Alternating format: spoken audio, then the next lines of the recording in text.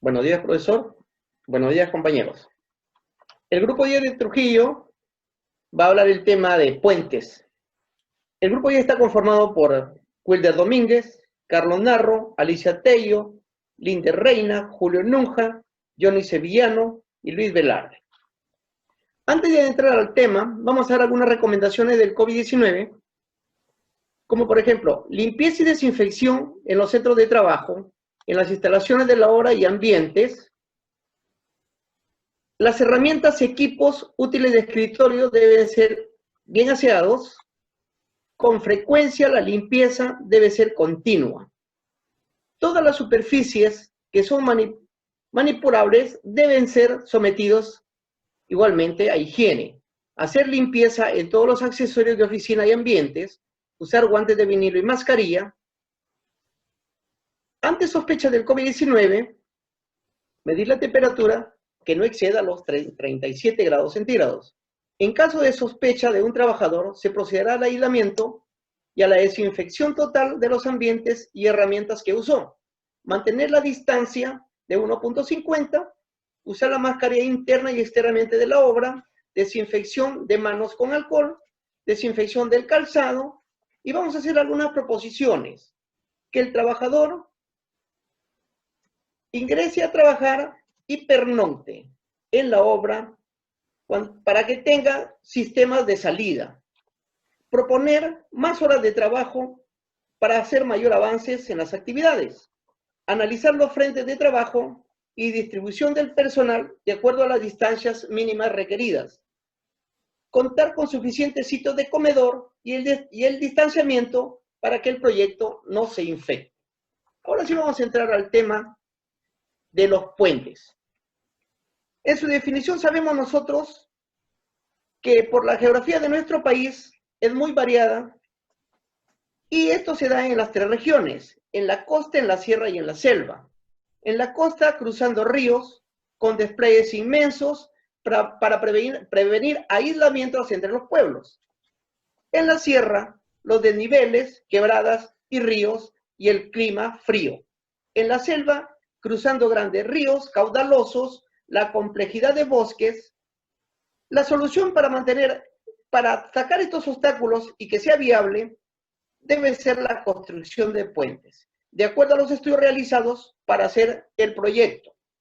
Una definición es una estructura que da continuidad a una carretera, viaducto o vía férrea. Tipos de puentes, por su función y por su material. Por su función tenemos peatonales, carreteros, ferroviarios y conductos. Y por su material son de madera, acero, concreto armado y mixtos.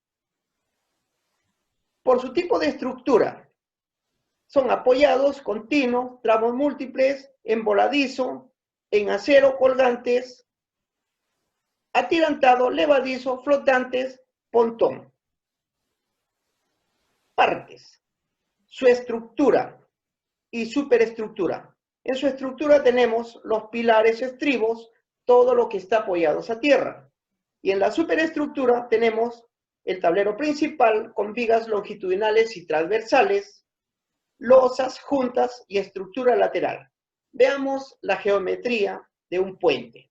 Tipo de puente, longitud principal del puente, luz o vano sin apoyos, ancho de vía o calzada, bermas y veredas, contraflechas, el gálipo. Ahora continúa nuestro compañero. Gracias. Gracias, compañero. Ingeniero, compañeros en general, tengan todos muy buenos días. A continuación les voy a exponer acerca de los estudios previos en un proyecto de puentes. En la realización de un proyecto de puentes se debe tener en consideración las siguientes etapas. Estudios previos, donde está involucrada la topografía, la hidrología, los estudios geológicos y geotécnicos, análisis de cargas, sismos, vientos, impacto ambiental, tráfico, instalaciones eléctricas, drenaje, etc.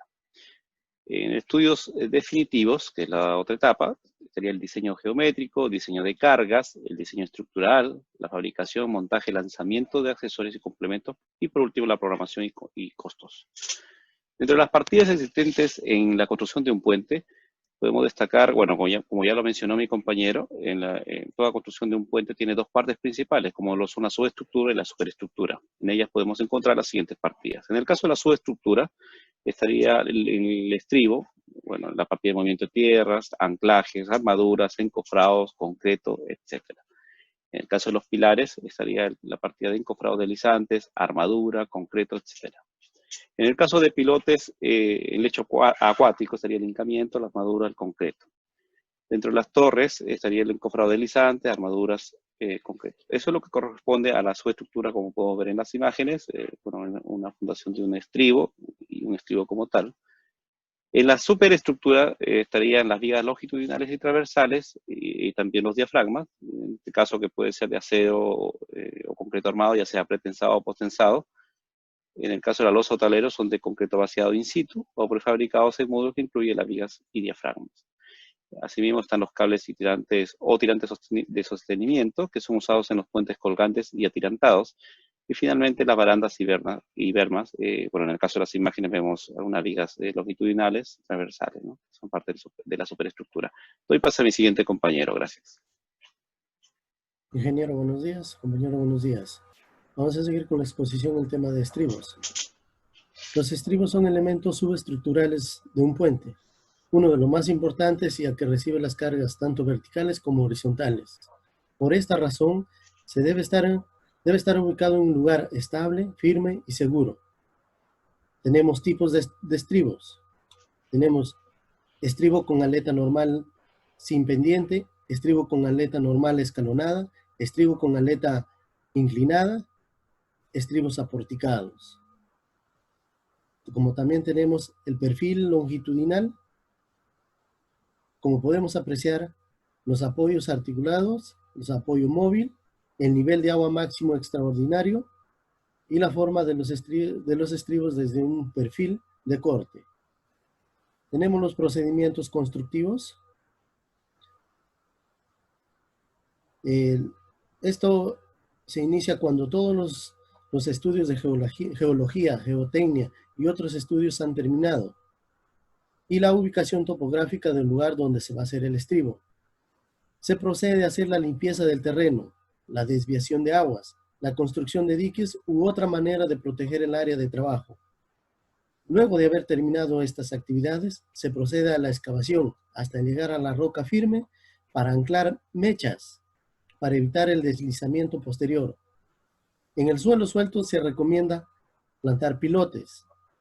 Una vez terminado las excavaciones, se procede a hacer un solado de 5 a 10 centímetros de altura, con un concreto simple, de 100 a 140 kilogramos por centímetro cuadrado. Luego se instala la armadura del estribo y de los aleros. Es muy importante no olvidar dejar pases de agua para evitar la presión de la agua subterránea. Luego de colocar la armadura, se deben posicionar los insertos metálicos o planchas de anclaje que sirven para la unión de los apoyos fijos y móviles. Posteriormente, tenemos el encofrado. Los encofrados deben realizarse en forma segura, de manera que soporte el peso del concreto. Doy pase a mi siguiente compañero que siga la exposición. Concretado. Es un proceso que debe estudiar de manera minuciosa, ya que el concreto debe cumplir con el diseño especificado y materiales apropiados, según se va a indicar en las especificaciones y el informe de laboratorio. Antes de comenzar a concretar, se debe verificar todo el procedimiento y la buena operación de los equipos como vibradores, mezclador y demás. El concreto debe ser vibrado uniformemente para evitar cangrejenas.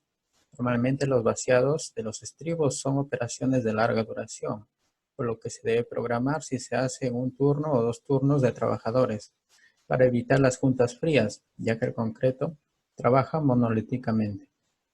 Es encofrado y curado del concreto. Después del fraguado del concreto, normalmente de 3 a 7 días, se produce a retirar los encofrados. Se empieza por la zona alta y se continúa hasta el final. Se cura con antisol u otro aditivo o simplemente con agua. Esto lleva normalmente otros 7 días. Paralelamente se va haciendo los resanes o pulidos de las superficies. Y finalmente se termina con la limpieza y acabados, retirando los escombros. El análisis de costos unitarios de los estribos, como podemos observar, están las obras provisionales, los movimientos de tierras, concreto simple y concreto armado. Observamos las cantidades de 16.000, 84.000, 53.000 y 279.000. Podemos ver detallado cada uno de los subpartidas, ¿no? Obras provisionales, movimiento de tierras, concreto simple y concreto armado. Como vemos en estas subpartidas se emplea mayormente maquinaria y poca concentración de personas, por lo que lo único a tomar en cuenta en el costo es los CPPs que indique el MINSA. Esto es lo que influye el COVID. Mi siguiente compañero. Buenos días, profesor. Buenos días, compañeros. Vamos a hablar en esta partida 2 sobre losas de concreto en puentes de sección mixta. Los puentes de sección mixta son aquellos que están formados por losas de concreto y la base de otro material que puede ser acero o madera. La losa, al ser parte de la superestructura, está sobre las vigas y plataformas, por lo que deben estar íntimamente ligados, ya que al hacer el trabajo de la flexión, las secciones horizontales tienden a desplazarse, por lo que deben instalarse conectores de corte. En el proceso constructivo, tenemos que tener en cuenta las actividades previas que se deben realizar antes de concretar, y es haber terminado todas las obras de montaje y de soldadura, además de haber hecho el control topográfico de nivelación y alineación con protocolos firmados por la supervisión y con aprobación del proyectista. Los controles y mediciones topográficas deben realizarse durante las primeras horas de la mañana para reducir el efecto del calor del sol, por lo que se deben hacer con temperaturas controladas. También se debe haber habilitado previamente todo el acero de la armadura de la losa para poderlo trasladar al punto de instalación. Posteriormente ya la estructura en su sitio, procedemos a poner el encofrado metálico, que es la losa acero o steel deck como se conoce, que será un encofrado sacrificado, que llenará todos los vacíos para que soporten el concreto de la losa.